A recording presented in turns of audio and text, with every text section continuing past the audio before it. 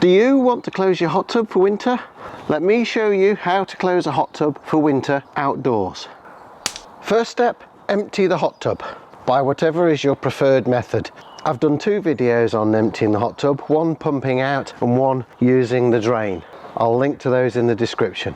When you empty the hot tub, the pump unit should empty out of the lower pipe, but disconnect it, and once it's disconnected, tip it forwards, waggle it about, make sure you get all the water out from inside the pump unit. That's important because if we're leaving this outside, we don't want it to have any water in that could freeze, and when water freezes it expands, and that could break whatever is containing the water, whether it's a pipe or the pump housing. Once empty, put the blanking plugs back on the pump inlet and outlet, and on the air jet inlet. Step 2, give your hot tub a clean. Again, I've done a video on cleaning your hot tub. I'll link to that in the description. And once clean, give the whole tub, including all the little nooks and crannies, a good wipe down and make sure that it's dry. Try and choose a nice day if you can, so that it dries easily and quickly. If, like us, you've ended up with some water inside your inflatable lid support, try and fold it partially up and let some of the air out. Holding the support with the valve at the bottom, hang it over your washing line. That way all the water falls into the bottom here. Fold it up so that the valve ends up at the very bottom, and then you can squeeze the valve and let the water out. Then just lay the inflatable support into the bottom of your tub. Now, before we put the lid back on, we need to support the lid. If you just put it back on like this, when it rains, the middle of the lid will gather the water, and the weight of the water will gradually drag the lid down inside, and that could easily break it. If you've got some offcuts of decking or planks or any other wood, you could lay them across, maybe sort of 2 or 3, one across the other way. But I've got these summer chairs that go with our outdoor dining table that also need to be covered and stored for the winter.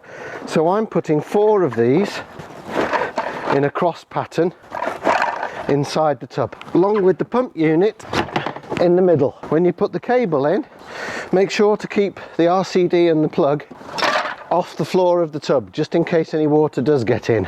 I'm also putting some of our accessories on top of the chairs, including the filter housing. Then put your lid back on and tighten down all the straps thoroughly to stretch it across.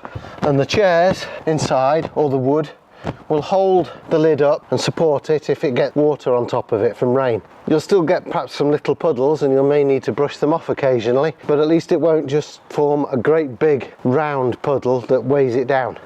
And for extra protection, I've bought a waterproof cover. Cost me less than 10 quid, this did.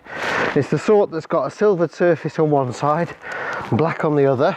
I'm putting it black surface out. In the summer, I'm going to use it silver side out to protect the PVC of the tub while we're not using it, because the sun does destroy the PVC in the summer. Using the drawstring, tighten it down, make sure it's secure all the way around, pull it nice and tight, and then I'm going to put an extra knot in it just to make sure that the buckle can't come undone. I'm just putting a couple of boards on the top so that the wind won't get underneath it and lift it off the tub. And now we can leave our tub for the winter. Any rain that gets on here we can brush off. Same goes with snow. It's also an awful lot easier than letting it down and then trying to find somewhere to store it. Why not store it where it normally lives?